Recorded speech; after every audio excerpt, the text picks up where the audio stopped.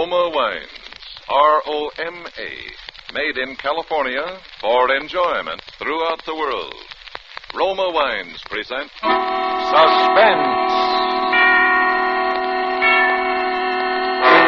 Tonight, Roma Wines bring you Mr. James Stewart as star of Consequence, a suspense play produced, edited, and directed for Roma Wines by William Spear. Suspense, radio's outstanding theater of thrills, is presented for your enjoyment by Roma Wines. That's R-O-M-A, Roma Wines. Those excellent California wines that can add so much pleasantness to the way you live, to your happiness in entertaining guests, to your enjoyment of everyday meals. Yes, right now a glassful would be very pleasant, as Roma Wines bring you James Stewart in a remarkable tale of Suspense. Maybe the costume was the decisive factor. Or maybe it would have happened anyway. In any event, the occasion was the 10th reunion. And the class of 29, as such occasions demand, were all dressed identically in cowboy suits. And there was Ted Wolfe, whom I hadn't seen in 10 years, although in college he'd been by far my closest friend. And so, of course, I brought him home to dinner. And Gwen managed to be quite charming, even though it was the maid's night out. She didn't even kick about the oven. And that's how it started out, just like that. Just like any pleasant, casual little evening. Oh, Gwen, that was a wonderful meal. Last one I'll get like that for a while. Thank you, sir. Well, have you really got to go tonight, Ted? Can't you take another day or so? Oh, not very well. Got my plane reservations and everything. Anyway, I told him I'd be back this week, and tonight's just about the deadline if I'm going to make it. Well, what time's your plane? 3 a.m. Oh, say, that reminds me. I can't go aboard in this thing. Oh, you probably will. I think you're both kind of stuck on yourselves in those cowboy outfits. Worse than a couple of kids. Sure, I'm going to wear mine to the hospital tomorrow. No kidding. Oh, people will think I'm nuts. All right, spoil sport. I'll call the hotel later. They'll bring your bags over here. You can change here. Although I should think a cowboy suit would be a sensation in Ecuador. Are you really going to Ecuador, Ted? At first I thought it must be a joke. No, well, you heard me talk about the work Ted's doing down there. I know, but Ecuador? Well, they got to have medical care out on those plantations some way, and I like it. I don't see how you stand it. Living like a hermit, cut off from civilization and not making... Well, I mean, they can't possibly pay you... No, Gwen. Oh, what time is it? Oh, goodness, I've got to run. Oh, are you leaving us, Gwen? Yes, I promised Mother I'd come out to the country tonight.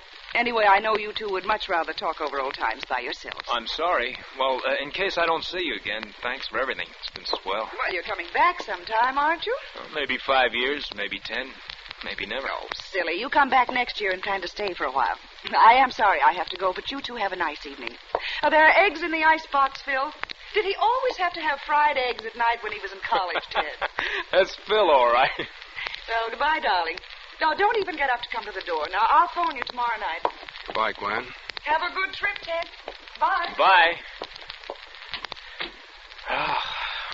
You're a lucky man, Phil. Am I? I suppose you know that the main reason I came to this shindig at all was to see you. Why me? It's been a long time since you and I had the same dreams, Ted. You haven't lost them, though. You're still in there pitching. Oh, yes. Private practice.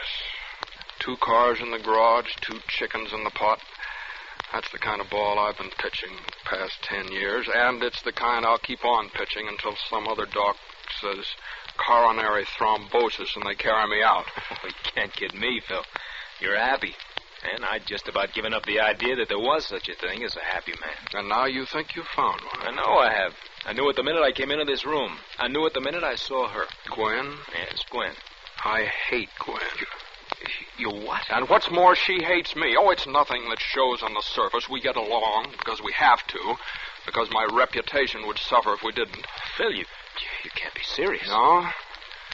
Why do you think I've given up every dream I've ever had? Why do you think I spend my life treating the imaginary ills of a lot of wealthy hypochondriacs? So Gwen can have this and Gwen can do that. So Gwen can satisfy every greedy instinct and every petty, rotten ambition any woman ever had. Good Lord. I never realized. Well, you've got to do something about it, Phil. You got to get out. Go to another city. Go to another country. Yeah, she'd be after me like a hawk. She'd have me up before the medical association. Oh, there are 1,001 things she'd do and would do. I've thought every way there is. There's no use. Well, now I've got that off my chest. Now you know. I'm sorry I disillusioned you.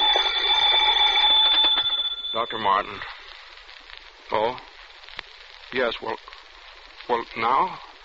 Oh, right. I'll be right down. Hey, you're not going out now. I want to talk to you. No, I'm still a doctor. Even Gwen can't stop that. I'll be back before you leave, though. If you want to stick around, I'd sort of like to ride out the airport with you. Is it really important, Phil? Yeah. Now, just make yourself at home. You can fix anything you want out in the kitchen, but look out for that oven, though. It leaks when you turn it off wrong. I won't be long. Okay. I'll wait, Doctor. Thanks, Doctor. Kind of hoped you would, Ted.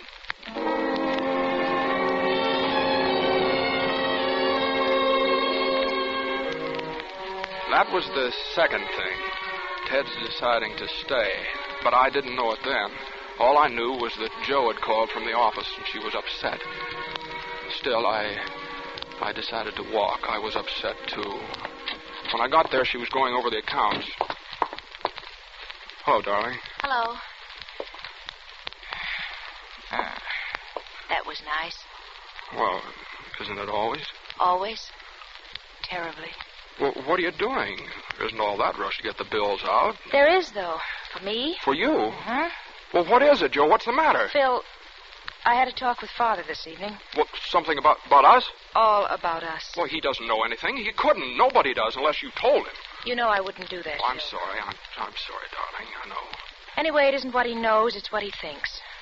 We had an awful row. He said he'd go to the trustees of the hospital. He said he'd go to Gwen. He said that? That's why I'm getting the bills out for you now, because I'm going away. Well, where? How long? No, darling, it's not going to be like that. It's for good. Well, Joe... It's for good, Phil. Joe, I can't let you go. I know it hasn't been perfect. I know it's been infinitely worse for you than for me, but at least we've had something. At least I've always known you were here on the other side of the door, and I could see you and talk to you. I can't live with a door between us anymore. Well, maybe you just don't love me enough to... No, darling, I'm sorry. I didn't mean that. Phil, I'm not playing noble, and I'm not trying to put you on the spot because it isn't as though there was some decision you could make. There isn't. This had to happen someday, and it has. That's all. I could go with you. You couldn't do that, Phil. Well, why not? I could change my name. I could go to another city, even another country. I could get back into research. I could... Darling.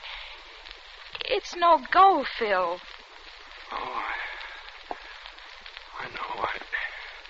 I asked her for a divorce again this morning. You don't have to tell me the answer. There is no answer for us, Phil. Not one that we can take. There we are. Yeah, there we are. Well, you better go now. I've got all this to do. Well, let me help you. No. Well, why not? I could weaken. And then where would we be? Oh, Joe, please. No, Phil, please go. Please, please, please. All right. I'll go.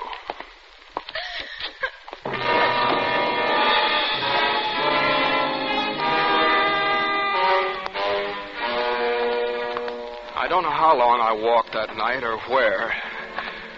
Perhaps most men are weak and never know it. But when you're losing the woman you think you love, that's when you'll find it out. That's when you'll see yourself at last in the pitiless glare of all your poor, frightened, childish helplessness. And so I walked, and I was sick to the depths of my soul. And I walked some more. And somewhere in the distance I heard a siren. There was a glow against the sky, fire. And then I realized I was near my home. And then it wasn't just a glow against the sky of any fire. It was my own house. Burned almost to the ground. How'd it happen? I don't know. Somebody said they think it was the gas stove. Stunned and confused, I began edging through the crowd, and then there was a sudden stillness. And a few men took off their hats. And I saw it. The stretcher. and the blanket thrown over the shapeless form, and the blackened, shriveled cowboy boot. And I remembered. Ted. Ted had been in that house. Just got him out now. Yeah, what's left says you wouldn't hardly know it was a man. Frantically, I started forward, and then I stopped because I thought somebody had spoken to me, but they hadn't. Philip Martin. I know They hadn't. He took care of me. They weren't looking at me. They were looking on the ground on the stretcher and that thing that lay there on it. Dr. Philip Martin. Yeah, I knew him. Oh, he was a good doctor, a good man. Oh, Dr. Martin. Oh, what an awful way to die. Suddenly, I was shaking with excitement. I pulled my hat over my eyes. I turned up my collar. I edged back through the crowd, out into the street, and I turned the corner. And then I ran. Joe, I'm going with you. Phil, what did you do? You haven't... No, Joe, it's all right. I'll tell you about it later. We're free. Joe, we're free. I'm dead. I mean, Dr. Philip Martin is dead.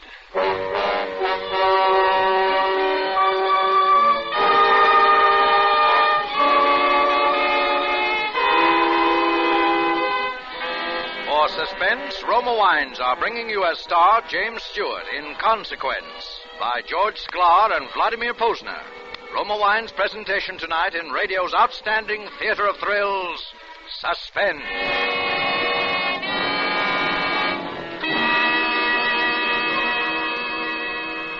Between the acts of Suspense, this is Truman Bradley for Roma Wines.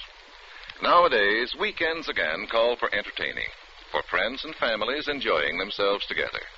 To the millions who regularly entertain with wine, and to those who haven't yet discovered this simple secret of inexpensive hospitality, here's a tip from famed hostess Elsa Maxwell. Successful parties can be inexpensive with Roma California wines. Yes, for just pennies a glass, about the cost of a soft drink, you can delight your guests with a taste-tempting selection of America's finest wines. Ruby red Roma port, nut-like Roma sherry, golden Roma muscatel, flame-bright Roma tokay. These superb Roma wines are a perfect party treat with cake, fruit, nuts, or other tasty snacks. They're delightful anytime. Cut your entertaining costs. Start serving Roma wines tomorrow. Discover for yourself why Roma is America's first choice. Why only Roma wines, crushed from tender grapes grown in California's finest vineyards, bring you true wine luxury at such low price. You're right with Roma, bottled at the winery in California to bring you unvarying goodness always. That's R-O-M-A, Roma Wines. Remember, more Americans enjoy Roma than any other wine. And now, Roma Wines bring back to our Hollywood soundstage James Stewart, who, as Dr. Philip Martin, in Consequence, continues a narrative well calculated to keep you in suspense.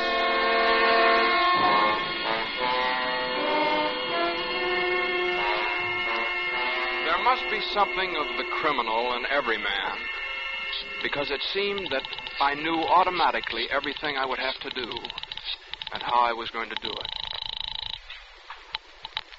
Hotel Wilton.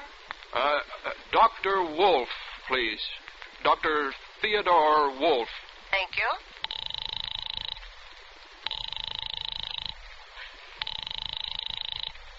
I'm sorry, sir. Dr. Wolf doesn't answer. Oh, say, what's the number of his room again? I'd like to drop him a note. Dr. Wolf is in 502. 502. Thank you.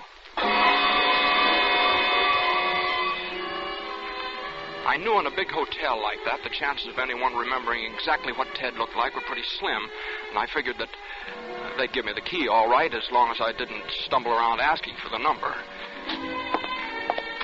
I let myself into 502, and I snapped on the light. I found the plane ticket on the bureau, and then I pried open his luggage and changed into one of his suits. I put on his hat and his overcoat, just in case. I packed my own things away. And there were a pair of dark glasses on the bureau, too, and I put them on. And then I went down, checked out, paid cash. I knew he'd bought the plane ticket at the airport, so the travel clerk at the hotel, why, he wouldn't know Ted Wolf from Adam. Yes, sir? I'm Dr. Wolf. I've been staying here at the hotel. Oh, yes, Doctor. I have a through plane ticket here to Ecuador, Pan American, for tonight. I'd like to turn it in. One moment. Oh, that's Dr. Dr. Theodore Wolf. Thank you. Hello, Pan American, Wilton Hotel. Say I got a through ticket to Ecuador. Dr. Theodore Wolf. Will you take it? All right. That'll be quite all right, Doctor. Oh, and while you're at it, you might as well get me a couple of train tickets. Yes, sir. Where to, sir? Huh? I said where to, sir. Oh, Los Angeles.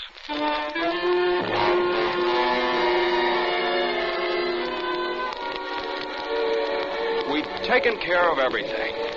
A note to my bank, supposedly from Ted, enclosing Philip Martin's check for $5,000, and a letter in my own handwriting explaining that I'd agreed to lend him that amount, and asking the bank to forward the money to my account in Los Angeles.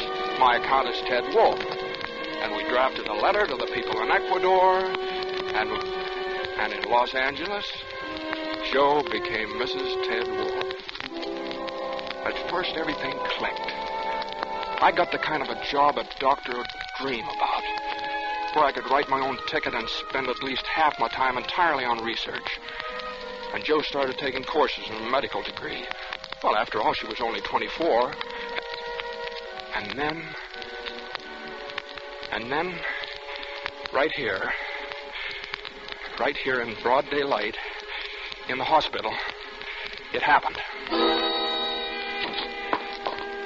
Hello. Jo, pack a bag as quick as you can.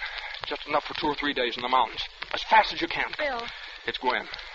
I saw her just now upstairs in the reception room. Gwen, are you sure? Absolutely sure. Oh, no, couldn't it be a coincidence, Phil? I mean, couldn't Gwen maybe just have happened to be... Maybe. Now, listen, Jo. I've been thinking. She mustn't know where we go. That's just what I was thinking. Maybe it would be better if she did know where we were going. If she did? I don't know. Maybe just a coincidence. But if it is a showdown, the mountains would be a better place than here. All right. I'll phone the landlady. Oh, Phil, is that safe? Gwen won't talk, not until she's sure. Carlton Apartments, Mrs. Burton. Hello, Mrs. Burton. This is Dr. Wolf. I wonder if you'd do me a favor. Oh, I'd be glad to, Dr. Wolf. We're going out of town for a couple of days, and I just remembered that some friends said they might stop by. We thought they might like to join us, so I wanted them to know where we were. All right. Maybe you could just stick a note on our door where they could see it. We're going to Caribou Lake, and we'll be in the cottage at the very top of the mountain. It's straight up a dirt road from the lake. They can't miss it. Caribou Lake, the cottage at the top of the mountain, up the dirt road from the lake. Is that all? Yes, thank you, Miss Burton. That's all.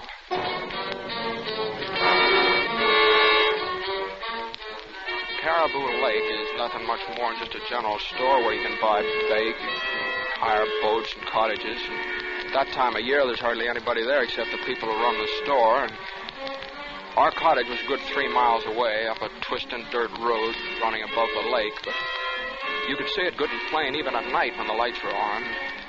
We stopped at the store and both went in to buy the things we needed, food and kerosene, matches, stuff like that. Then we went on up the mountain. By that time, it was almost dark, and Jo fixed something for us to eat. Neither one of us could touch it. We were watching the road for lights of a car.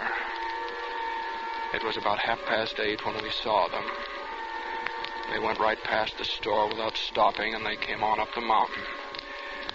They couldn't have been anyone else but Gwen. Well? No, she didn't waste any time. Phil, what if the car is rented? No, she'd bring her own. She loves to drive. Phil, you're not afraid, are you? No, not anymore. I'll go.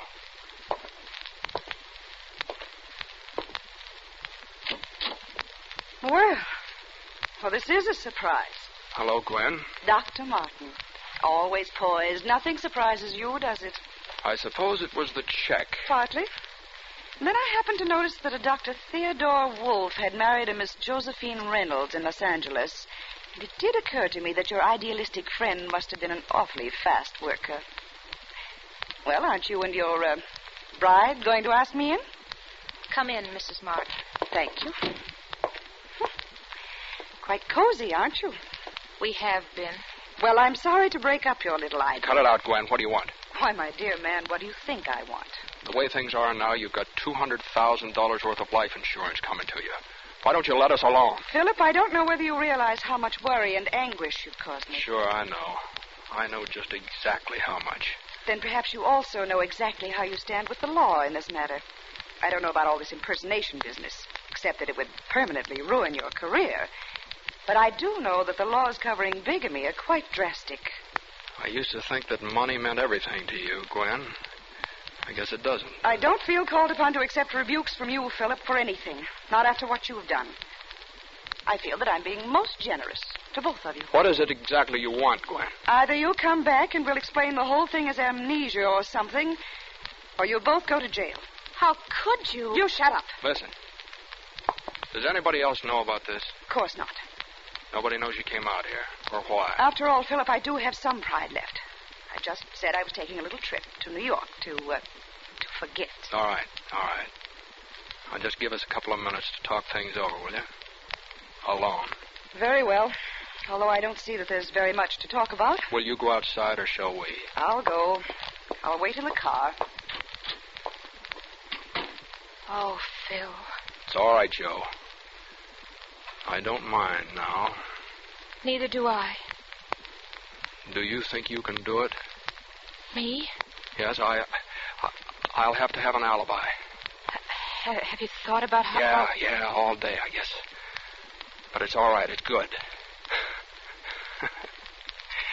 She'll disappear the same way I did. Fire? Yeah. Only I'll have to be down at the store when it happens. This place will go up like kindling. And when they pull her out, they'll think it's you. Nobody knows she's here. And I'll be there to say it is you. How are you going to I got that all fixed. It's down in the cellar. All you have to do is... Here. Use this hatchet. Can you? Yes, I will. And then go out to the car and get on the floor in the back seat under a blanket. Lock it from the inside. I can probably get away right afterwards. All right, Phil. I'll see you in the car. The whole thing shouldn't take more than a couple of hours. Phil, you're not afraid. Are you? No. I'm glad. Gwen? Yes? Come on in. Well, have you decided? Yes. You might as well eat with us. There'll be a few details to talk over. I'm not sure I feel much like eating in this house, Philip. Well, I'm not going to start back hungry. Give me the keys to your car, will you? It's blocking mine. I've got to go down to the store and get something for dinner. Really, Philip? Oh, stop griping. You've won. Give me the keys. Very well. But I wouldn't try any mad dashes if I were you. Now, don't be a fool, Gwen. No, I don't suppose you would. Alone. She went in, and I took the keys. First, I went around back and down cellar. I put a lot of old newspapers around the wood pile and doused the whole thing with kerosene. And then I cut a stub of a plumber's candle and set it on the papers and lit it. I knew just about how long it would take the candle to burn down, about 45 minutes, something like that. And then I went out and got in Gwen's car and started down the mountain without lights. At the drop above the lake, I put it in low, crammed on the wheels, and jumped out.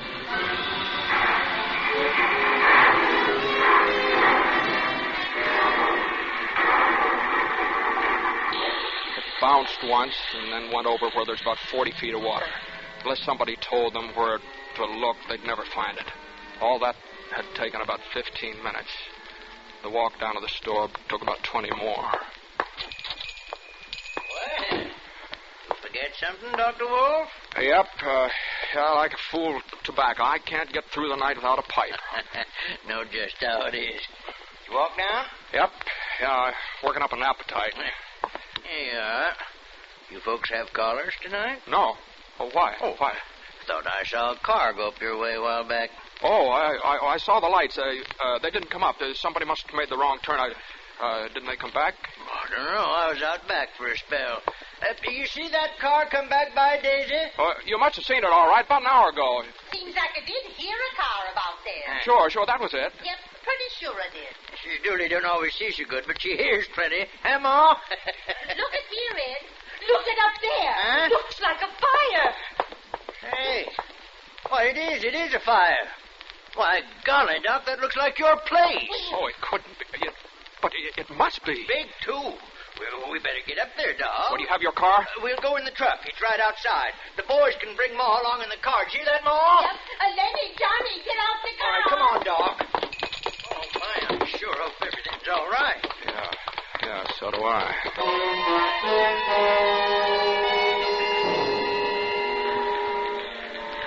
The cottage was all wood and dry, and it was completely gone by the time we got there. It was the boys who dragged her out of the embers. I wouldn't look if I was you, Doctor. Oh, Joe. You must have been quick anyway. She's burnt almost to nothing. Hey, Ma, you better go on, Doc. We'll take care of everything. All right. Want one of the boys to go with you? No, I'll get in touch with you from town. I'll make the arrangements down there and send down for the... Yes, well, you just go on. We'll see to everything now. All right. I'm awful sorry, Dr. Wolf.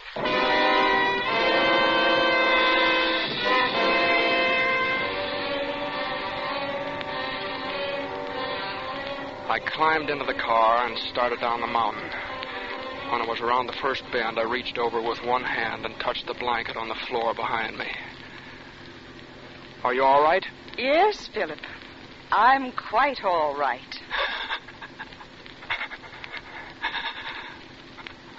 Gwen.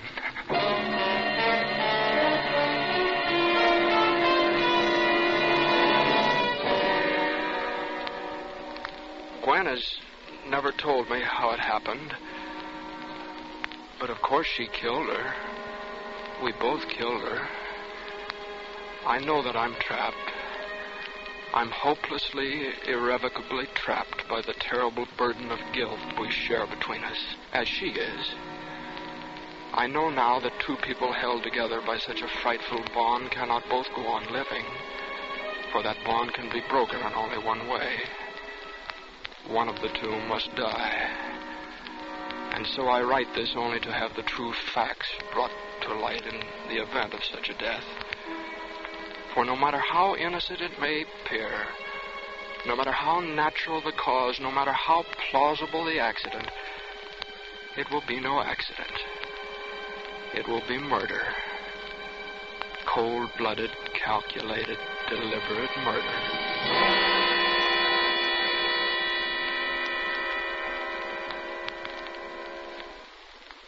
And now the local news.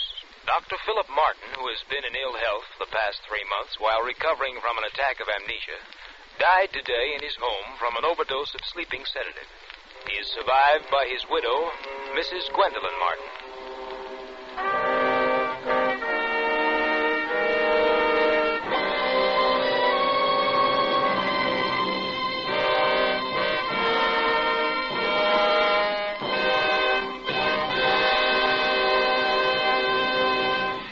Suspense. Presented by Roma Wines, R-O-M-A, made in California for enjoyment throughout the world.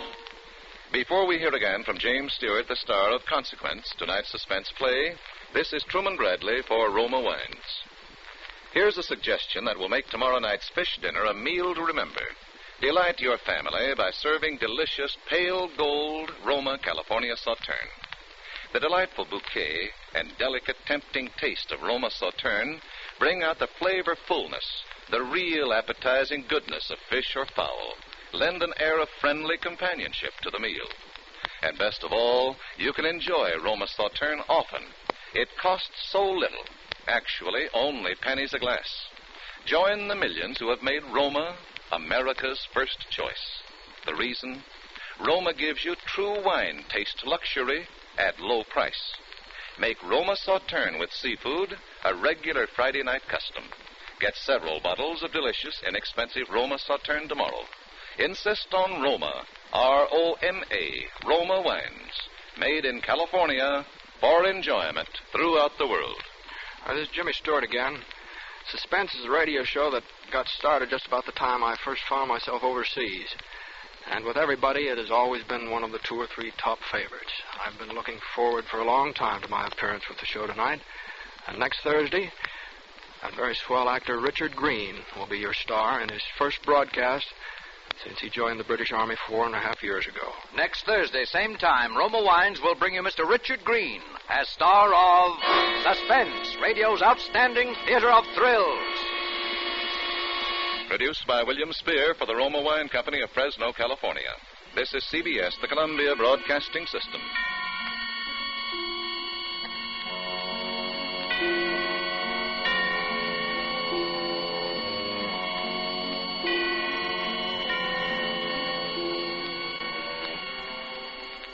Suspense. Mr. Cary Grant, as star of The Black Path of Fear, a suspense play produced, edited, and directed by William Spear.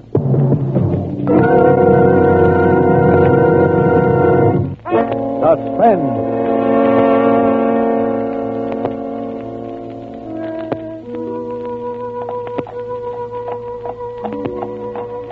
It was our first day in Havana. We'd taken a hack, an open horse-drawn carriage, and spent the afternoon driving around to see the sights. She was always crazy about jade. So in Chinatown, we stopped in a little curiosity shop the driver steered us to. We bought a few gadgets there and started back toward the main part of the town. It was getting dark, and she snuggled up close to me there in the carriage. It's been a wonderful day, Scotty. Yeah. I was scared at first. A couple of times I thought I saw him in the crowds there in Chinatown. Guess it was just my imagination. Oh, sure it was. He wouldn't try any rough stuff this far from his home base. He may be a little Caesar around his nightclubs back in Florida. But here in Cuba, he's just another alien who better not get caught carrying a gun. He said he'd get me if I ever left him. No matter where I went. Nah, but he sent a radiogram wishing us luck. That's what worries me. He didn't say which kind of luck. Alto, Cabal. Alto. Now, what's this, driver? It's Sloppy George. Big attraction in the Havana. Of course, Sloppy Joe's. Want to go in, darling? Why not? We can only die once. So I paid the coachman. We went into Sloppy Joe's. The place was jammed to the sidewalk line and so noisy you couldn't hear yourself think. It was like a football scrimmage when you moved in. And like sardines in a can when you stood still. And then suddenly the crowd divided in front of us like the Red Sea. And a little photographer came through using an old-fashioned tripod for a battering ram. He set up his camera and pointed it in our direction. The senor and the lady would like a picture to show their friends back in the estate. Oh, thanks. Oh, please, Scotty. We've never had a picture taken together. Together?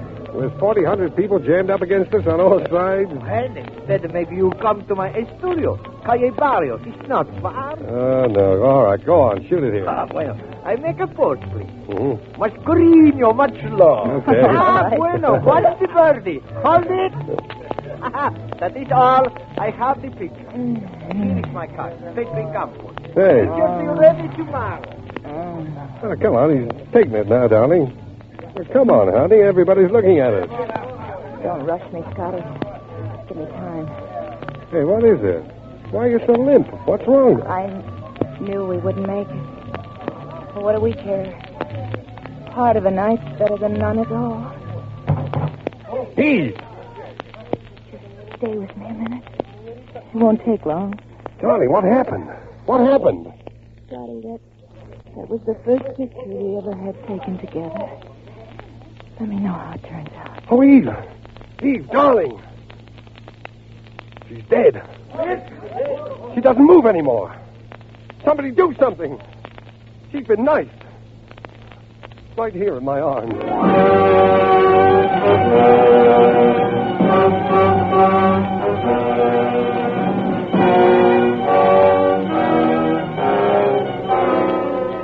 Havana is a fast town for anything. Love, life, and death, too. A minute ago, I'd been half of a honeymoon couple getting their first picture snapped by a little Cuban photographer in Sloppy Joe's. Now I was alone with a corpse in an empty saloon. But that didn't go on for long, either. There were cops there in half a minute, and finally a detective. This woman is dead. Yeah, I know. You were the man with her? I was the man with her. Your name? Scott. Bill Scott. Mr. Scott, how long have you been in Havana? 4 hours. You quarrel with this girl here in this bar? Yeah. No. We were only in here long enough to have our picture taken. You were traveling together? That's right. Her name on her tourist card is Mrs. Edward Spinelli. Yeah. Where is Mr. Spinelli? Not where I'd like him to be, which is... You are not being very cooperative, Mr. Scott. Okay, I'll tell you the whole story. She was a singer in a nightclub in Tampa, Florida. Spinelli owned the nightclub. He packed a gun, and so did the waiters in the joint. He gave her the choice between getting killed and marrying him. So she married him. And how did you meet her? I worked for Spinelli. I drove his car. You are not a chauffeur by profession, are you, Mr. Scott? No. I took the job to get her away from him. Is there anything wrong in that? The murder weapon, this knife. What do you know about it? What are you driving at? Is this your knife, Mr. Scott? No, but it's a pretty close match. I bought one just like it this afternoon in the curiosity shop. Wait a minute, I'll show you. I've got it in my pockets right now. Cuidado con eso. Wait a minute. Let go. Don't get so excited. Okay, it's in this pocket. Now fish it out yourself if you want to. There is no knife here. But there's got to be. It was a knife with a jade handle, like that one you've got there with a monkey carved on it. But the monkey on the one I bought was holding his hands over his ears. There were 3 of them in the shop. You know the type. See no evil, hear no evil, speak no evil. I only know that you bought a knife this afternoon, that you no longer have the knife, and that a knife has been used to stab this woman. But it's not the same knife, I tell you. I can prove it. Give me a chance to prove it, will you? All right, Mr. Scott. I will give you a chance.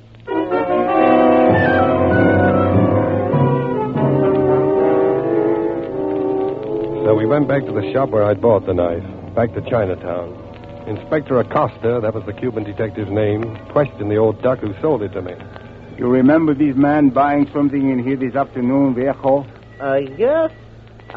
Gentleman buy knife, ornamental knife, knife with jade handle. Well, describe the jade handle. Jade handle have monkey. We know that. Describe the monkey. Pretty sure monkey hiding eyes. What? See no evil. You're crazy. What's the matter with you? What are you trying to do to me? I bought the one holding its ears. You know that. Teochin, this man's life may depend on what you are saying. Are you absolutely sure? Knives come by 3s. First one is sold to this gentleman. Others still got. I can show you. Can't lie in your teeth. Listen, Acosta. So what if he shows you a set with that one missing? He's probably got 100 sets in his storeroom. Only one set imported. Can show customs invoices. How did this man and the woman act when they came into the shop? Really act scare. Very scare. The man, Scott, take out knife. He feel to see if sharp. He go over to Rady with it. He do like this for joke. Maybe. Sure, but it was a joke. Rady don't think it's joke. Oh, she turned very pale and act scare. She say, go ahead. She say she tired waiting for to be stabbed with knife. Uh-huh. Well, Scott? Well, I think she did say something like that.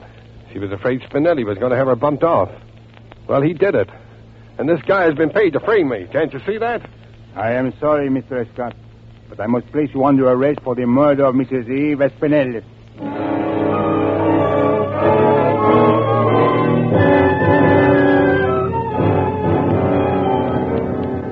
As we threaded our way back through Chinatown in the police car, I thought the whole thing over and came to a decision. The car was creeping along at a snail's pace through the crowded streets. I was in the middle, Acosta and the other dick on either side of me. The car fitted in the narrow lane like a cork in a bottle. If it came to a halt in front of the door of a building, and finally it did, just that. I bolted and they came after me, fast. The door I ducked into opened onto a pitch-black hallway. I groped around till I found a flight of stairs and started climbing. Go ahead and shoot. They didn't start shooting right away. They had to spot me with their lights first. The rays from their pocket flashes kept stabbing past me like tracer bullets. The light could only shine in the straight light beam, and I could go around the curve at the head of each flight. The third turn was the last. There was a square vent at the back of a passage, and I could see the stars through it. There was a ladder of rusty, twisted chains with rotten wood cross pieces. I knew I'd never have time for it. And suddenly, the light hit me. But the bullet didn't. I ducked back in the shadows and turned the knob of the nearest door, tossing my head over the foot of the ladder to make it look as if I lost it while climbing. I backed through the door into a room.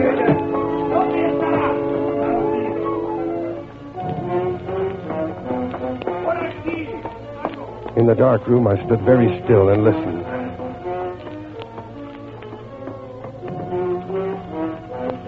They were separating to case the roofs along the block. Well, I was safe for a few minutes anyway. Try to figure out where I am. A room. A dark room. I strained my eyes into the blackness. Then, something cool and metallic on the side of my neck. It was the business edge of a knife. Bueno. No hablo español. No moverte. Now, take it easy, take it easy. I can't talk your language. Put that knife down, will you, miss? ¿Qué quiere usted? Polizzi. Verstecken. Understand? Comprende? Up there on the stairs. I don't know how to say it. Police here. They're after me. Cops. Cops? Why didn't you say so before? I hate cops. Oh, you do talk English. I ought to. I've been in enough of your jails to take out naturalization papers. Get over there. I'll do what I can for you.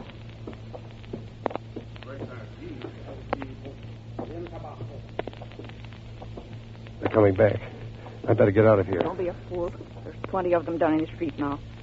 They almost want you bad, Chico. Well, they say I killed my girl. They say wrong? They say very wrong. Another man took her away from you, eh?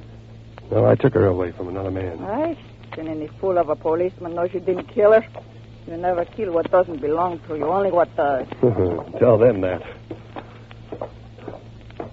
Uh-oh, here comes payday. Quickly, get into the cot there. Cover yourself up. But... Do as I tell you. Take off that shirt. Don't stop for buttons. Tear it off. Now then, face the wall. Hey, what are you doing? Stay perfectly still and don't rub against the covers. No, don't move.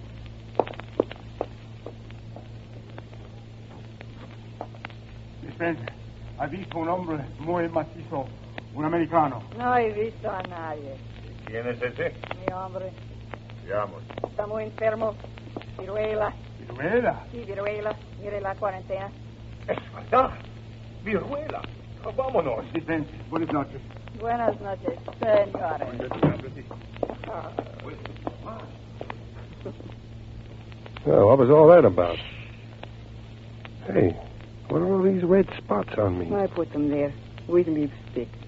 Oh, right. I told the cops you were my husband and now it's smallpox. Oh, and they believed it? Why not? I showed them the quarantine sign on the door. Manolito, that was my man. He died of smallpox in this room. Huh? Oh, don't be alarmed. It has all been disinfected. Oh. Well, say, thanks. Why did you go to bat for me like that anyway? Different reasons. Flowers on a grave, I guess. Flowers on it. What does that mean? It's hard to explain. It's my way of doing something for someone that isn't around anymore, I guess. It's the only way I have. I don't know any other way. You see, I know what it is to lose someone you love, too, just like you. Oh, Manolito? He got the smallpox in jail. He came back here to me to die. What is your name, Guapo? Bill Scott. Is Scott? No, Scott, with an S. It's too hard to say. I'll call you Guapo. That means handsome. Well, thanks. What shall I call you? Around this neighborhood, they call me Medianoche. Maybe It means midnight. Try it that way. Okay. Midnight? They call me that because now I always hang around late by myself since he's gone. Well, midnight, I don't know what to say to you except thanks. No nada. Flowers on a grave. Yeah. Well, I guess I'd better get going. What do you want to throw away all my hard work for? They spot you at the next corner. Well, I can't hang around here for the rest of the night. What's the matter with it here? Why, nothing, but... How do you figure on getting out of town, even if you do get out of here? I don't know. You don't know Havana, you don't know Cuba. You're on an island, water all around you. Yeah. You don't get away. Well, looks like I stay in Havana. Oh, if I could only get hold of that photographer. Photographer? Yeah. There was a photographer in Sloppy Joe's. He was snapping a picture of us just when it happened. Ay, mira, you think maybe this picture is the man who killed your sweetheart, eh? Pretty sure of it. Think, Guapo. What do you remember about this photographer? Well, he was just a typical cheap photographer for tourists. Hey, wait a minute. He said something about having a studio somewhere near Sloppy's. He gave me a card. Where is it? Calle Barrios? Yeah, that's it. Calle Barrios. You know that guy? Sailors go there with girls to get their pictures taken. His name is Pepe Campos. Oh, well, I got to get that picture midnight. I'll have to risk it. Well, un momento. I get you some other clothes. Here, I think these fit you. Thanks. Manolito was one big sailor. Now listen, I tell you how to get away from here. Over the Calle Barrios so maybe the police don't see you. Yeah? You go right down the mouth of the alley and you turn to the right. That's his hand here. Just a few steps from there.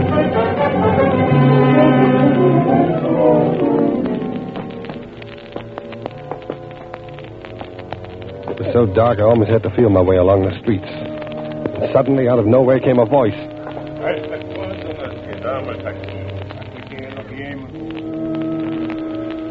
There were two of them there, keeping the alley covered. I looked back the way I'd come. Someone was coming along slowly. I waited there, paralyzed.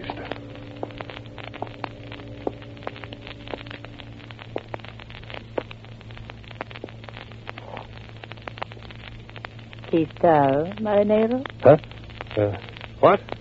Are you lonesome? Yeah. Sure, yeah.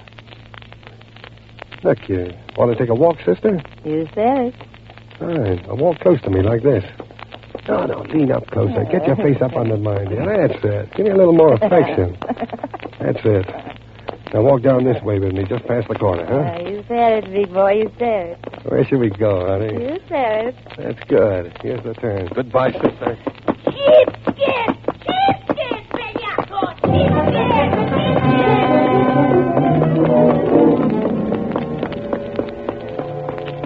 I was afraid her yelling might attract the cops, so I took off down the street and then I ducked into an alley to catch my breath. I looked up. There was a sign on the shop. Campos Retratos y Fotografias.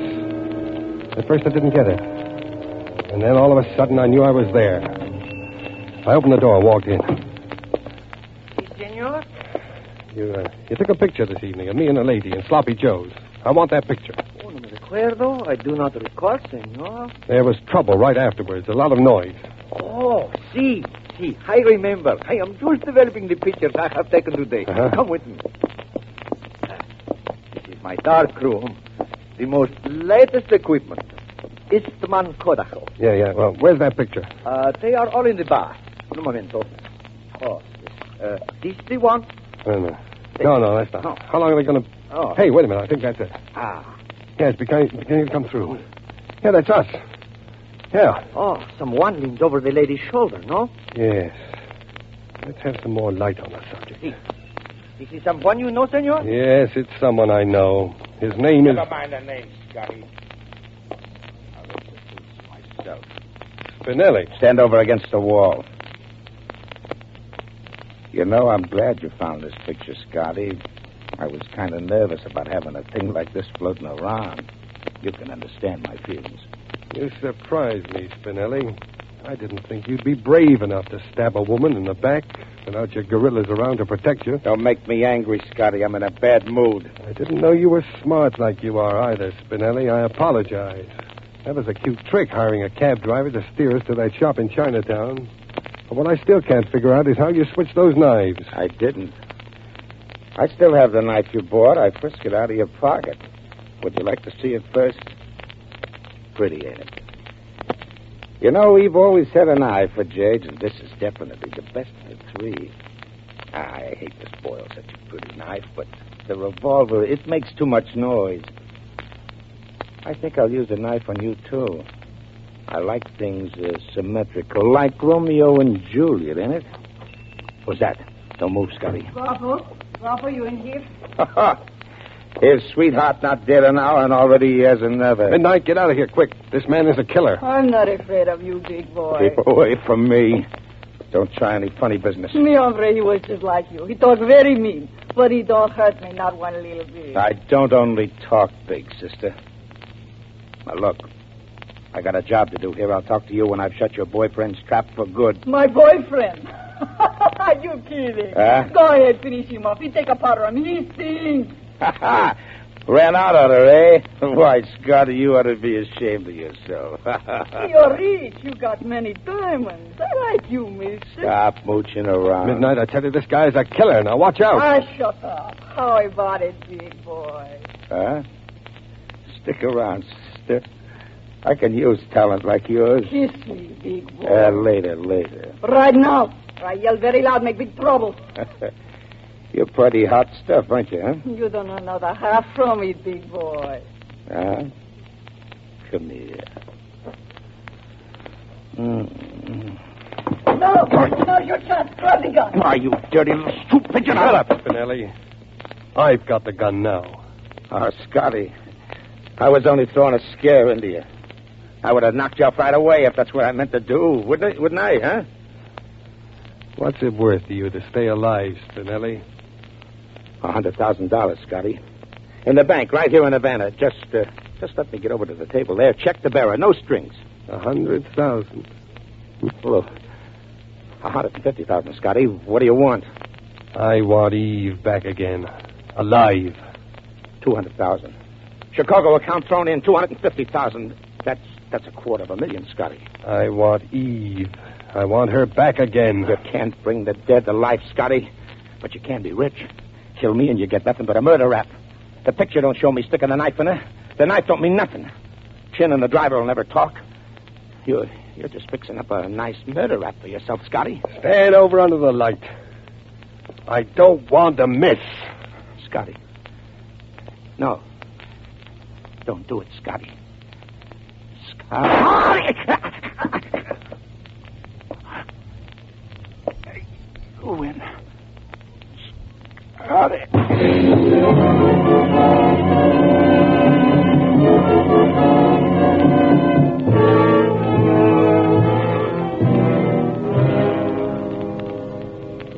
So that's the story. And so I've come to give myself up for the murder of Ed Spinelli. Well, Inspector, what are you going to do about it? About what? About what? About what I just told you, murder. I don't speak English so good. I often miss hearing things that especially when they are said too fast. I can say it slower. I just killed My English stinks today. I don't understand. You don't understand. I said... Please, would you mind not coming in here mumbling in this English of yours that I do not understand? Well, okay by me, if that's the way you feel about it. Oh, Mr. Scott, this girl, this medianoche. Media? Midnight? What about her? You know where she is? That girl, that woman, she has been raising Ken in my jail all night, all day yesterday. Well, what's she charged with? Well, my foolish officers questioned her and did not know any better than to put some charge all in a book. Senor Scott, we have been stuck with her ever since. She is like a hurricane. I'll agree with you there. Senor Scott, if you haven't got enough to bail her out, I'll pay it out of my own pocket. Anything to get her out.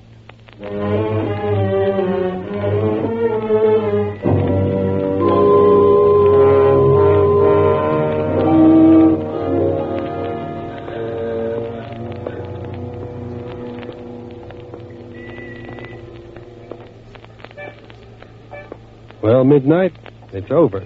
Si, guapo. It is over. Hey, you got any idea where we're headed for? And Sloppy Joe's. The feet of an Americano in Havana walk always in the direction of a Sloppy Joe's, no? Yeah, I can hear it already. Will you come in with me, Midnight? No, guapo. You go in alone. Won't you just have one with me, please? No. Why not? There's someone waiting for you in there. Oh, that's crazy. I don't know anybody in Havana, except you. Someone is waiting for you in there, guapo. Flowers on the grave, no? Flowers on the grave. In Sloppy Joe's. Love makes any place beautiful, even a Sloppy Joe's. Go on, guapo. Buy her a drink at the bar and tell her how that picture you took turned together out. You promised you would, remember? How do you tell something to somebody that's dead? In your mind, guapo, where she will always be. I'll try and tell her, Midnight. I'll tell her about you, too. Oh, no. She will be jealous. Not when I tell her. You don't know women, guapo. Maybe not. Well... Adios, guapo. Goodbye, Midnight.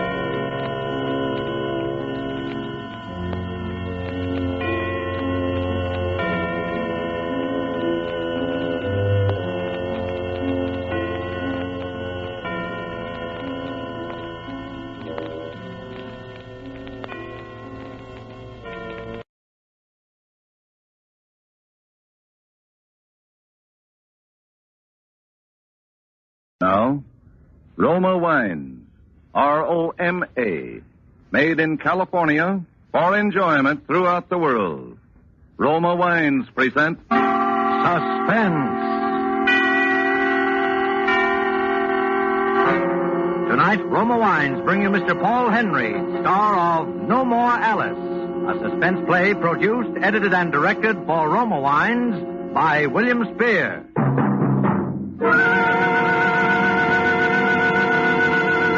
Suspense, radio's outstanding theater of thrills, is presented for your enjoyment by Roma Wines. That's R-O-M-A, Roma Wines. Those excellent California wines that can add so much pleasantness to the way you live, to your happiness in entertaining guests, to your enjoyment of everyday meals. Yes, right now a glassful would be very pleasant, as Roma Wines bring you Paul Henry in a remarkable tale of Suspense.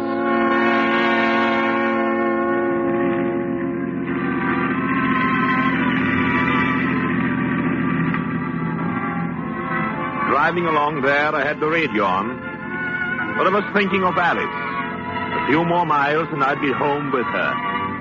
I was thinking how her teeth gleamed through a twisted smile she'd got in the habit of wearing. How white and inviting her throat was. I was thinking of her voice when she accused me of being in love with Eliza Waters. Cold, shrill, full of bitterness. Your attention, please. A prison break has been reported by Warden J.G. Johnson of Greystone Penitentiary. At 9:15 tonight, less than 1 hour ago, the notorious Frankie Tatum shot his way out of the death house at State Prison, killing 2 guards and wounding 2 others. All state and local police, as well as all motorists in the vicinity of Greystone, are warned to be on the lookout for this escaped convict. Once again, the name is Frankie Tatum. He is armed and dangerous.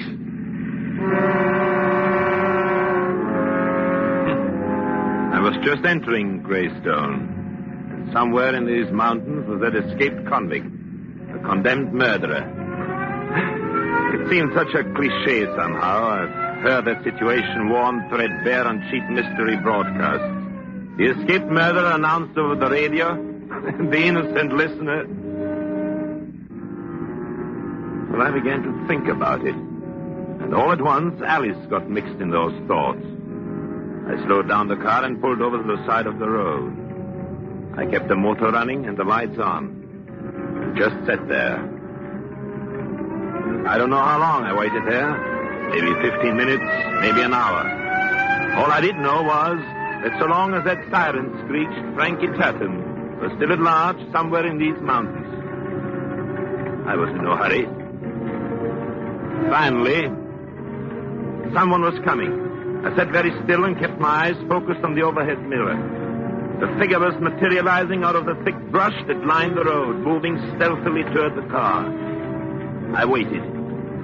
Presently, the handle on the door nearest to me turned. All right, don't move, you. I had no intention of moving. Shut up. Get out of the car and don't try anything. The car isn't going to do you any good, Tatum. The highway's patrolled and blocked off for miles. I told you to button up and get out. 2 motorcycle troopers just went by here, looking for you. I said get out of that car. But I want to help you, Tatum. Why do you think I sat here with the lights on and the motor running? Huh? I knew the lights and the sound of the motor would attract you. God, don't give me that. There's miles of country here. How could you tell I'd come this way? This is the shortest and safest route to the old stone quarry on the other side of the mountain. If I just escaped from prison and wanted to hide out until my pals could get to me, that's where I'd head. Yeah? Hey. Cops. Yeah. There's a rope on the back seat. Get in. Lie on the floor and cover yourself over, quickly. What kind of a shot do you take me for? You haven't much choice in the matter, Tatum. In a few seconds, that trooper will be here. If you pull that trigger or try to get away without pulling it, you won't get 20 feet in those bushes. Now, get in and fast. Okay. Okay, I don't know what this is all about, but it better be on the level, pal. Get in. All right back there? Yeah. And don't forget this gun.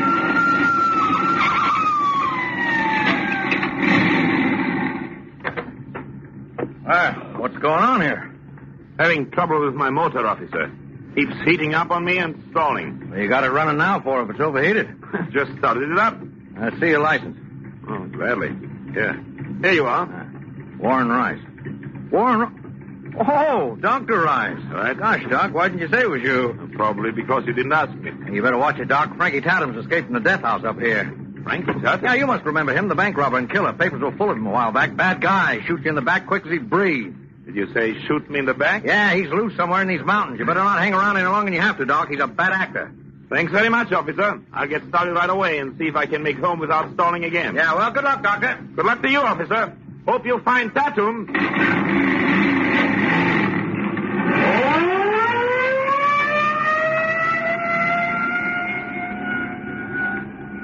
All right, Tatum. He's gone. So you a doc, huh? Sawbones? No, I'm a doctor of psychiatry. Yeah? Well, let's see what I'm going to do now. I'll take over from here. You'll take over? Look, Doc, you seem to forget which one of us is holding this gun. Look, if I figured out you'd head for the quarry, eventually the cops will, too. I ain't afraid to shoot it out with no cops. There is no profit in shooting it out with them. You got a better idea, I suppose, huh? I think so. All right, what's this all about? You waiting here for me, hiding me under the robe, now figuring out an escape for me. It don't add. We'll talk about that on the way. On the way to where? On the way to my home. You see, Tatum, a psychiatrist, every once in a while, comes upon a subject so interesting.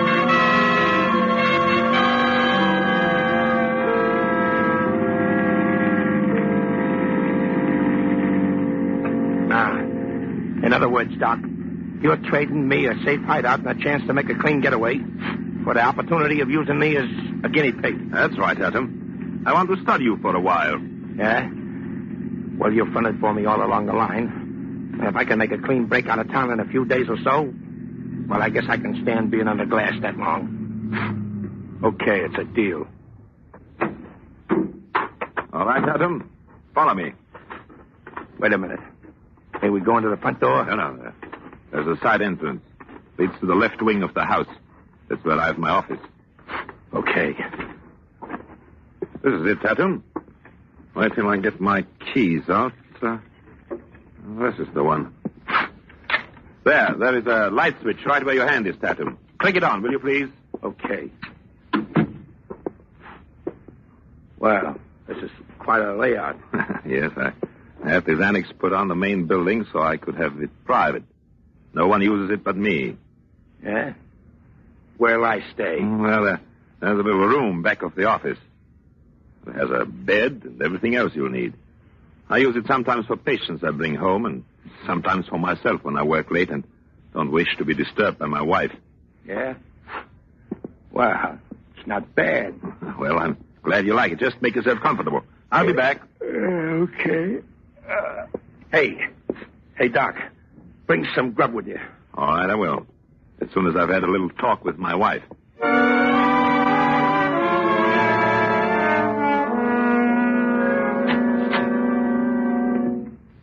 Good evening, dear. So you got home? Yes, Alice, I just got in. I didn't expect you until morning. I finished the case earlier than I thought. Had anything to eat? No. I'll call Greta. It's her night off. Julie, too? Yes. Oh. I'll get you something myself. Oh, no, Alice. Don't bother. Bother? Why, it's a pleasure, darling. Oh, thanks. Oh, yes, I almost forgot I have someone with me. Not Lisa, by any chance. Alice. I'd hoped you'd forget about the other night and all the disagreeable things we said. Disagreeable? I found them rather enlightening. Did you? Yes. It isn't every wife whose husband is so honest, telling her that he's in love with someone else. Oh, I'm sorry about that, Alice. I didn't mean to say it, really. I can believe that. I mean, it isn't true. I'm not in love with Lisa. I've never been. Is that why you wanted a divorce? I said that in the heat of the argument, Alice. I've no reason to want a divorce. Especially since I told you I'd never give you one. I'm not going to argue with you anymore, Alice. I told myself that on the way home. I'm going to try to make our marriage the way it was 10 years ago. A very pretty speech, darling. But I'm afraid it will take a great deal more than the power of words to convince me of that. Well, I think I convinced you, Alice. If you'll give me time, I'm sure I can convince you.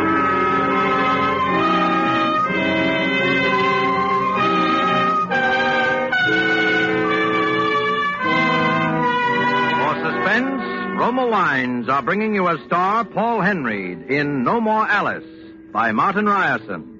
Roma Wines' presentation tonight in radio's outstanding theater of thrills, Suspense.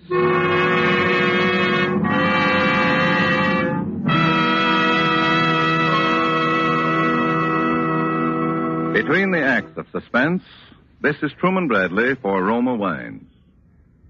What to serve when friends call during Lent?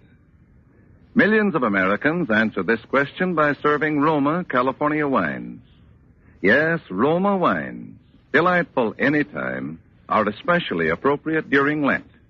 Roma wines offer you a traditional beverage of moderation. Delicious, easy to serve, inexpensive. You're ready for guests or pleasant family evenings at home with a small selection of Roma sherry, port, muscatel, or Tokay. And remember, only Roma offers you such taste luxury for so little. Yes, because Roma wine is America's first choice. Roma brings you superb wine for only pennies a glass, just about the cost of a soft drink. With Roma, you enjoy true wine, nothing but the natural, juicy goodness of tender grapes, grown in California's finest vineyards, every drop carefully, unhurriedly, guided to taste perfection by the ancient skill of master vintners. Then, bottled at the winery to seal in unvarying goodness always. Get Roma wine tomorrow. Delightful anytime, ideal during Lent. Insist on Roma, R-O-M-A, Roma wines. Discover why more Americans enjoy Roma than any other wine. And now, Roma Wines bring back to our Hollywood soundstage Paul Henry, who, as Dr. Warren Rice in No More Alice, continues a narrative well calculated to keep you in suspense.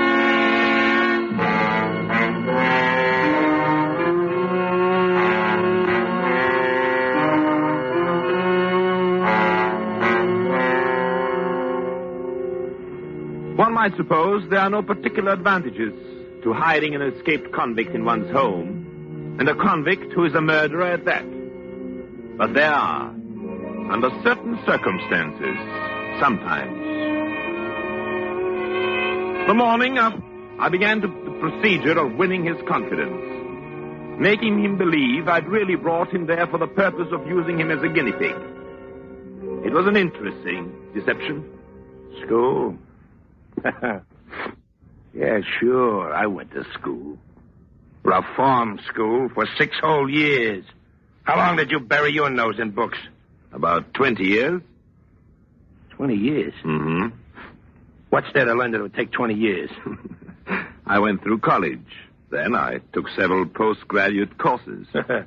You sure had plenty of time to waste. What did your father do for a living, Tatum? He was shot in a Chicago stick-up when I was 2-year-old. How about yours? My father was the president of a bank. Bank? Blank check, huh? Yes, Tatum. I never really wanted for a thing in my life that I couldn't have. Well, we sure came out of different baskets, didn't we, Doc? Yeah. Tell me, when you robbed the bank or killed someone, was it premeditated? You mean, did I plan them? Yes. Well, sure. Sure, you have to lay out a bank job. But killing, well, that just happened. Somebody just had the rough luck to get in my way. Did you feel you had the right to take the life of another human being? Why not? Somebody tries to take something from me, so I nudge him out of the way. But you... well, you wouldn't understand that, Doc. You just said you never wanted anything you couldn't have. Ever feel remorseful when you killed someone? Remorseful? What's that? Well, did you ever regret it? Did it ever bother your conscience? No. Why should it? Why, I'd kill my own brother if he ever got in my way.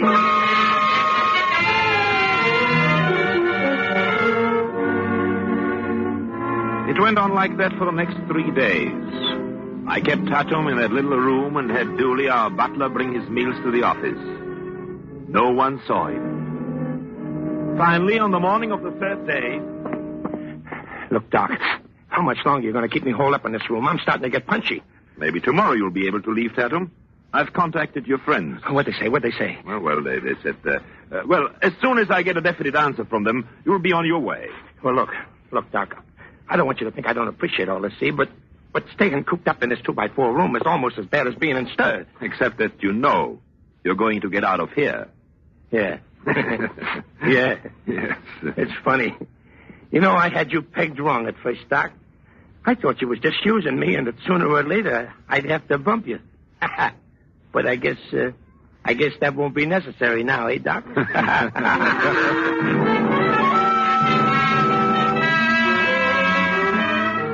Yes, Tantum was getting restless. So was I. I couldn't keep him hidden out much longer. The rooms were getting dirty and had to be cleaned by Greta. Alice was getting a little curious as to who my patient was. If he stayed there too long, there would be questions. It was time to act. That evening it rained, came down in torrents, but it was mild compared to the storm that surged inside me. I walked into the drawing room and saw Lisa Waters sitting in front of the fireplace alone. Alice asked me to drop over and said you'd be furious if I didn't stay for dinner. Hello, Lisa. Where is Alice? Hello. She wanted to see Greta about dinner. Warren, aren't you going to sit down? Hey, no. You're beside me on the divan. Thanks. My. It's been a long time since I last saw you. Does that mean you missed me? But of course. You know by this time that you're my favorite husband? Am I? Uh-huh. I've often told Alice that if I ever get married, I'll try to find a husband just like you. Well, hello, Doctor. Hello. You finished your work rather early this evening, darling. Or did you happen to see Lisa's car in the driveway? Alice, well, anyone hearing you would think... Think what, Lisa? Warren isn't early for dinner very often. Come to think of it, he hasn't been early since the last time you were here. Doesn't she tease something awful, Warren? Oh, I'm not teasing. Don't you know, Lisa, that the other night Warren confessed... Alice, please. What's the matter, darling? I was only going to say you confessed that of all my friends, you prefer Lisa. That was sweet, Warren. Mind if I sit between you two? Well, you'll be breaking up a very handsome couple. Yes, I know. By the way, speaking of breaking up, we had a most interesting discussion the other night about divorce. Alice, must you... Certainly not you and Warren. Oh, no. No, Lisa, darling. I don't believe in divorce. I told Warren that no matter what happened, I'd never give him a divorce. I don't imagine you would. After sacrificing and working with him for 10 long years, I'd never step aside for anyone. Not even if that anyone was you, Lisa. My best friend. That's how marriage should be. Till death do us part. At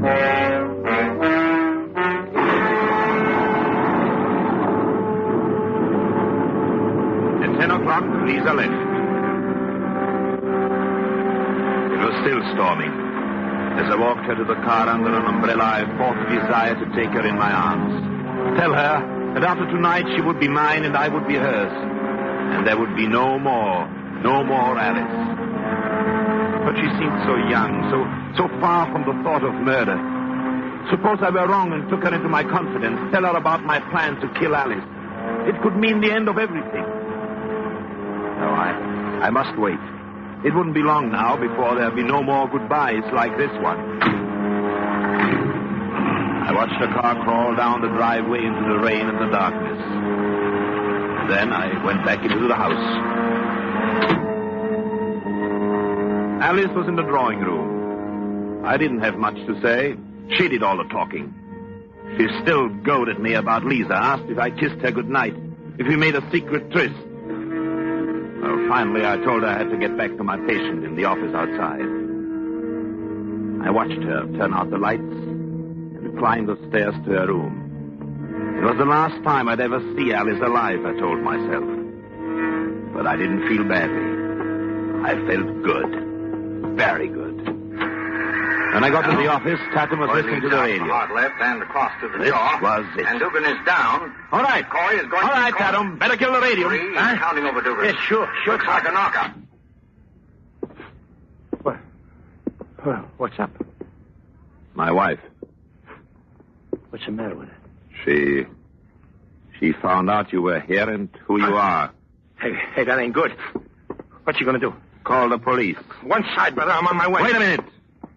I've cut the phone wires. She's got legs, ain't she? She can't get out of the house without us hearing her. We've got time. Let's try to think this thing out. You think it out. I'm the one that's on the spot. What? Hey, wait a minute. How did she find out? Well, I don't know. Just put two and two together somehow. What's the difference now? Plenty, because from the way it looks here, nobody could have tipped her off but you. Ah, don't be a fool. Come on, talk fast, Doc, because if you cross Put that gun down. Why should I cross you? How do you think I stand in this? I don't know. How do you? Shielding an escaped convict. I'd go to prison for that. It's some kind of a trap. This is what you've been leading up to. Why, you... All right, Tatum.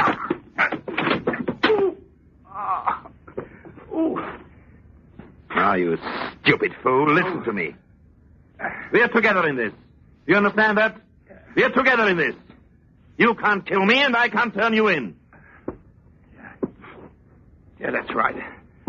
You and me are kind of in the same boat, ain't we, Doc? I'm glad it's penetrating finally, Tatum. I've got to do something quickly. You sure your wife can't leave without us hearing? No, I have the car keys. Anyway, it's a mile to the nearest phone.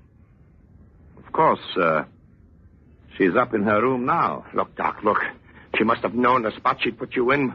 Why does she want to pull a thing like that for? Because she hates me. Yeah? She's hated me for years. Yeah? I'd have killed her long ago if I had the nerve.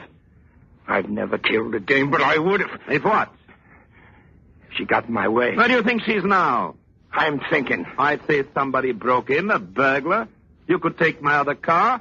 You could be half a way across the country. Yeah, unless you had me picked up. I'll make myself an accessory to murder, huh? How could I? Oh, we've gone all through over that before. Yeah. Yeah, you're right. You really are in this, ain't you? Any way you play it. The only way. For either of us. Pick up your gun. Yeah. Yeah. Okay, Doc. It's a deal.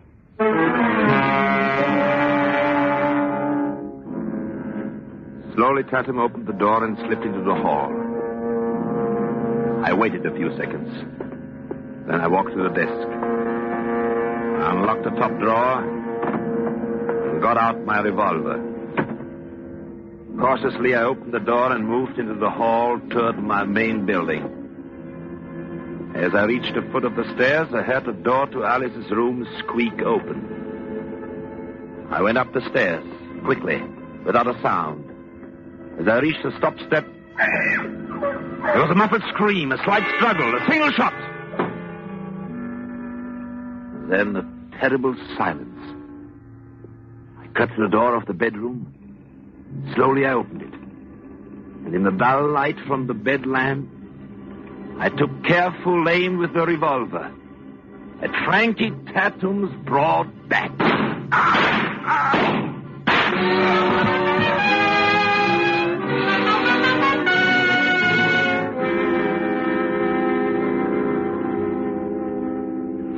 bullets I pumped into him. A wave of conquest swept through me. For this was perfection. This was the difference between a crude killer like Frankie Tatum and me. This was exactly as I had planned it. In a moment, Dooley, our butler, summoned by the shots, would rush into the room. He would find me standing there with a gun in my hand. The way I would disarrange the room in the next few seconds would convince him and the police that Frankie Tatum had broken into my wife's bedroom and murdered her. And I, the gallant husband, had rushed to the scene and blazed away at him. It would look awfully nice in print. I would be quite a hero. And no one would know that I had carefully planned this murder step by step, from the moment when I first heard the prison siren on the mountain road. Yes, now at last, I was free to marry Lisa. Already I was busy turning over the furniture, disarranging the bed, reaching to tear the robe from the prone figure on the bed. And then... Warren! A voice. A woman's voice. Warren! I spun to face the doorway. I could feel the blood drain from my face. A terrible coldness reached out and grabbed at my heart. Alice. It was Alice. Framed in the doorway. Fear smashed into my brain. I turned toward the figure on the bed. Turned it over. Scream choked in my throat. There, before me, lay the lifeless body of Lisa.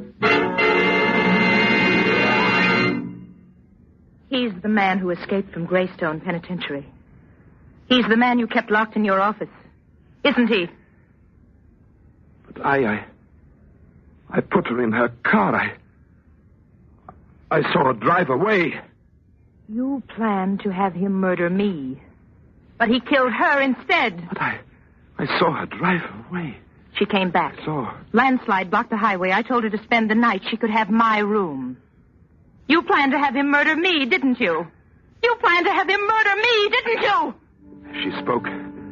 She gloated. Alice moved into the room. I circled toward the doorway. The revolver was still warm in my hand. As I reached the doorway, I raised the gun. My finger tightened on the trigger. And then something came down out of the blackness and washed away every thought from my mind.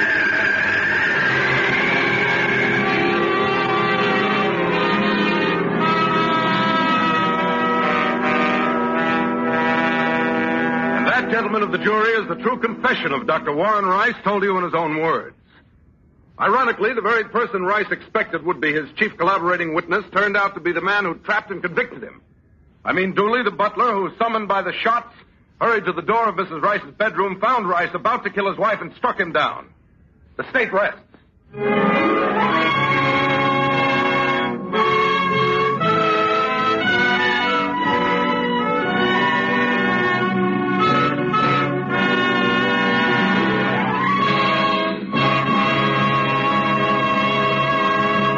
Suspense. Presented by Roma Wines. R-O-M-A. Made in California for enjoyment throughout the world. Before we hear again from Paul Henreid, the star of No More Alice, tonight's suspense play, this is Truman Bradley for Roma Wines.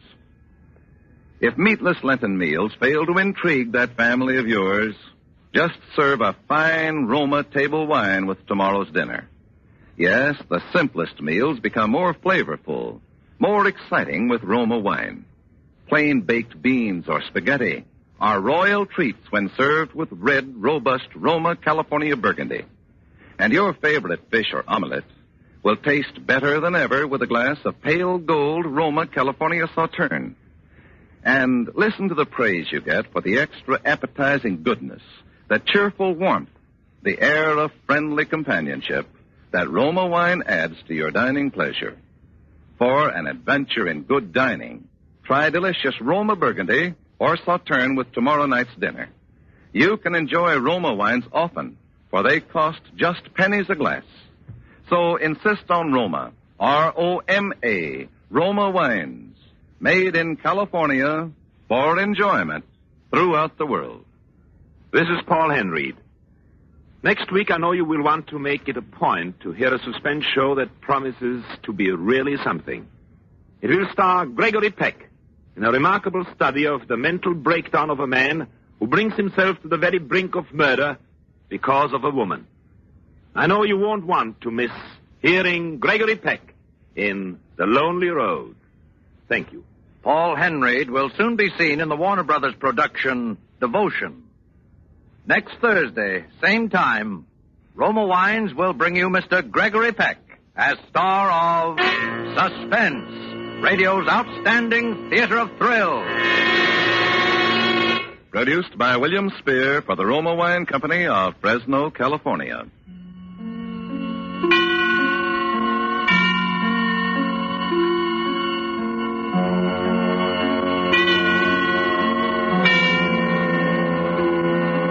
Suspense is broadcast from coast to coast and to our men and women of the armed forces overseas by shortwave and through the worldwide facilities of the Armed Forces Radio Service.